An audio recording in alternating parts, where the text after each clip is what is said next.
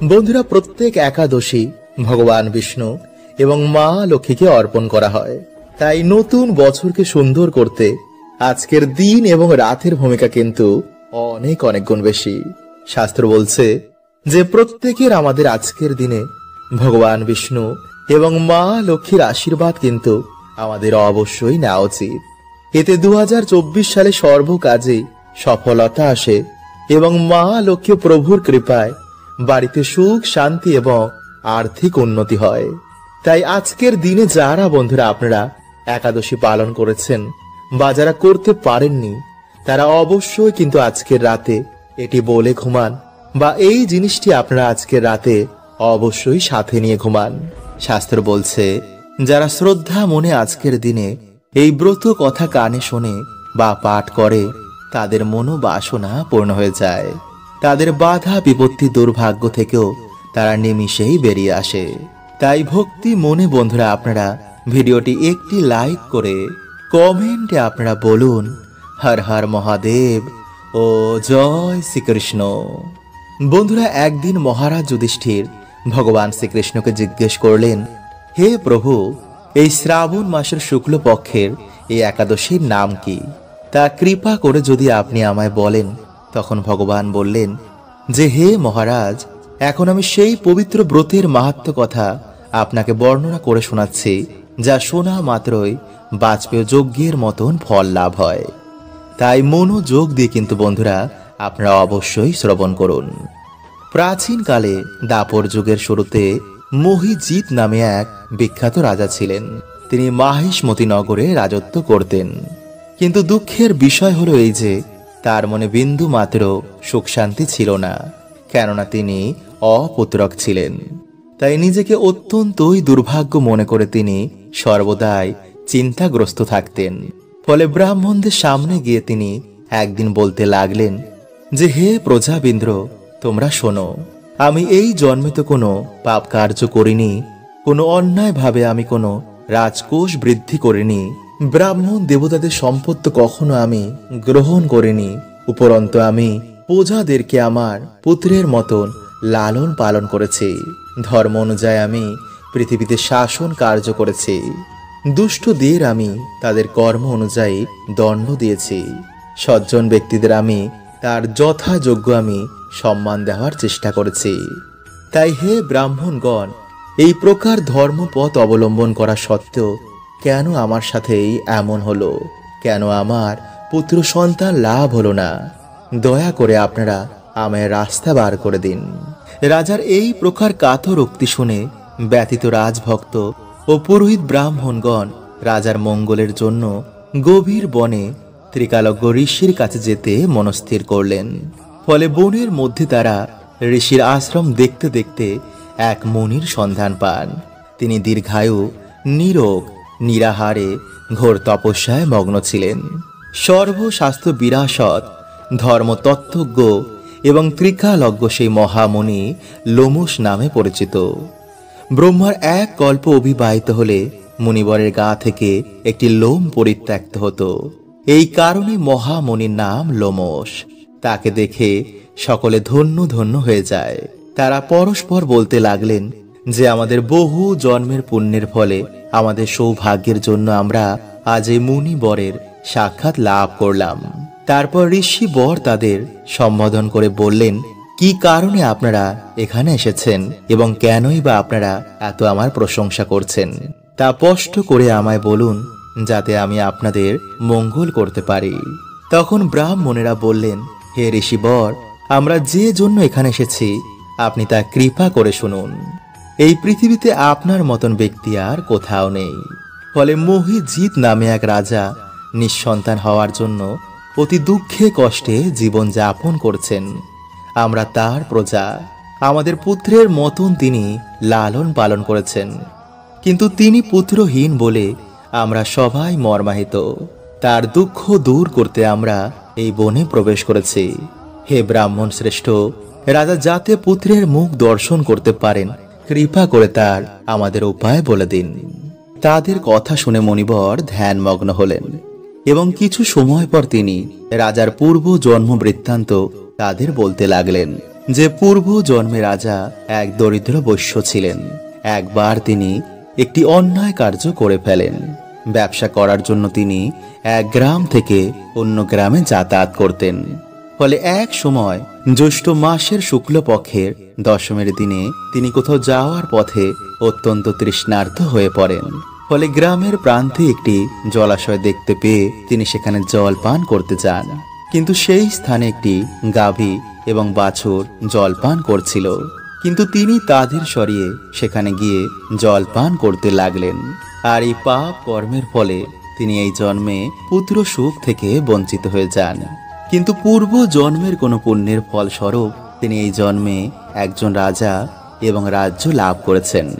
তখন সবাই বললেন যে, হে মুনিবর, শাস্ত্রে বর্ণিত রয়েছে যে পুণ্য কর্ম দ্বারা পাপকে ক্ষয় করা যায়। তাই আপনি একটি এমন পুণ্য ব্রতের উপদেশ করুন যাতে তার পাপ দূর হয়ে এবং আপনার অনুগ্রহে একটি পুণ্য সন্তান তিনি লাভ করতে পারেন। তখন লোমশ মুনি বললেন যে শ্রাবণ মাসের শুক্লপক্ষের এই পবিত্র রোপণী একাদশী ব্রত অভিষ্ট ফল প্রদান করে। আপনারা যথাবিধি তা সকলে মিলে পালন করুন। আপনাদের মনোবাসনা অবশ্যই পূর্ণ হয়ে যাবে। তখন লোমশ মুনির উপদেশ শুনে তারা আনন্দ চিত্তে গৃহে ফিরে আসার পর রাজাকে সব কথা তারা খুলে বললেন। তারপর সকলে মিলে তারা মুনির নির্দেশ অনুসারে সেই ব্রত তারা পালন করলেন এবং তাদের সকলের পুণ্য ফল রাজাকে তারপর প্রদান করলেন।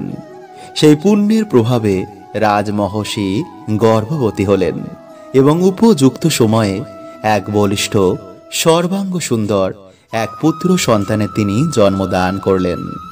ভবিষ্য পুরাণে অনুসার এই ব্রত কথা বন্ধুরা আজকের দিনে পাঠ করলে বা শ্রবণ করলেই মানুষের সকল পাপ থেকে মুক্ত হয়ে যায় এবং তাদের মনোবাসনা ভগবান পূর্ণ করে দেন। তাই যারা বন্ধুরা আজকের দিনে এই ব্রত কথা একবার হলো শ্রবণ করলেন তাদের সকলকে জানাই অনেক অনেক শুভেচ্ছা। বন্ধুরা, আজ আপনি যদি সময় বার করে এই মন্ত্র জপ করতে পারেন তো অবশ্যই কিন্তু বন্ধুরা আপনি এর ফল পাবেনই। বন্ধুরা, আজকের এই দিন ভগবান বিষ্ণুকে অর্পণ করা হয়। ভগবান বিষ্ণুর ধাম হলো বৈকুণ্ঠ ধাম। মানা হয় একাদশী পালন করলে জন্ম জন্মের পাপের নাশ হয় আর সে সোজা মৃত্যুর পর বৈকুণ্ঠ লোকে গমন করে। কিন্তু যারা আজ এটি বলেও শোবে তারাও কিন্তু বন্ধুরা একই ফল প্রাপ্ত করবে। হ্যাঁ বন্ধুরা, তাই অবশ্যই কিন্তু বন্ধুরা আজ রাতে এটি বলে শোবেন। আর এরকম আরো ভিডিও পেতে আমাদের চ্যানেলটি সাবস্ক্রাইব করে পাশের বেল আইকনটি অল করে রাখুন আর কমেন্টে লিখুন হর হর মহাদেব ও জয় শ্রীকৃষ্ণ। বন্ধুরা, স্কন্দ পুরাণে অনুসার এই একাদশীর সম্বন্ধে নারদজি স্বয়ং ব্রহ্মাজিকে জিজ্ঞেস করেন। আর ব্রহ্মাজির অনুসার এই দিন যে ভগবান বিষ্ণুর পুজো আরাধনা করে সে অবশ্যই মৃত্যুর পর বৈকুণ্ঠ লোক গমন করে। তার জীবনের সমস্ত পাপের নাশ হয়ে যায়, ফলে তার মনের বাসনাও এতে পূর্ণ হয়ে যায়। জীবনে যে কারণে সমস্যা হচ্ছিল তাও ভগবানের কৃপায় দূর হয়ে যায়। তাই বন্ধুরা আপনাদের ব্যস্ততার মধ্যে অবশ্যই আজ রাতে কিন্তু এটি বলে শোবেন। এতে আপনার জীবনে থাকা সকল সমস্যা প্রভু হরণ করে নেবেন। ফলে আপনার জীবনে আসবে অফুরন্ত সুখ ও শান্তি। বন্ধুরা, প্রত্যেক দিনই আমরা ভগবানের পুজো আরাধনা করি, কিন্তু বিশেষ দিনে যদি আমরা ভগবানের পুজো আরাধনা করতে পারি, ভগবানের কাছে ভক্তি ভরে কিছু চাইতে পারি, তো অবশ্যই কিন্তু বন্ধুরা সেটি পূর্ণ হয়। কিন্তু কিভাবে তা করতে হয় তা বেশিরভাগ মানুষই জানেন না। তাই চলুন বন্ধুরা এবার আমরা জেনে নিই যে কিভাবে আজকে রাতে আপনারা ভগবানকে খুশি করবেন, যাতে আপনার মনের বাসনা প্রভু পূর্ণ করে দেন। নাম্বার 1, প্রথমত বন্ধুরা আজকের দিনে আপনারা কোনো আমিষ জাতীয় খাবার খাবেন না। নাম্বার 2, গুরুজনদের সাথে আজকের দিনে ভুলেও কোনো খারাপ ব্যবহার করবেন না। নাম্বার 3, সন্ধ্যেবেলা ভগবান বিষ্ণুর নামে বাড়িতে পুজো আরাধনা করুন। বাড়িতে ভগবান বিষ্ণুর নামে একটি প্রদীপ ধরান। হাতে সামান্য গঙ্গা জল নিয়ে একটি সংকল্প নিন, যেই মনোবাসনা পূর্ণ করার জন্য আমি ভগবানের এই মন্ত্র 108 বার জপ করব। আর বন্ধুরা সেই মন্ত্রটি হলো ওম ব্রহ্মাণ্ড দেবায় গো ব্রাহ্মণ হিতায় চ জগদ্ধিতায় শ্রীকৃষ্ণায় গোবিন্দায় নমঃ। বন্ধুরা আপনাদের এই মন্ত্রটি 108 বার জপ করতে হবে। এছাড়া বন্ধুরা আপনারা ওম নমো ভগবতে বাসুদেবায় নমঃ এই মন্ত্র জপ করতে পারেন, কিন্তু অবশ্যই বন্ধুরা আপনারা সংকল্প নিতে ভুলবেন না। বন্ধুরা স্কন্দ পুরাণে অনুসার এই একাদশীর সম্বন্ধে নারদজি স্বয়ং ব্রহ্মাজিকে জিজ্ঞেস করেন।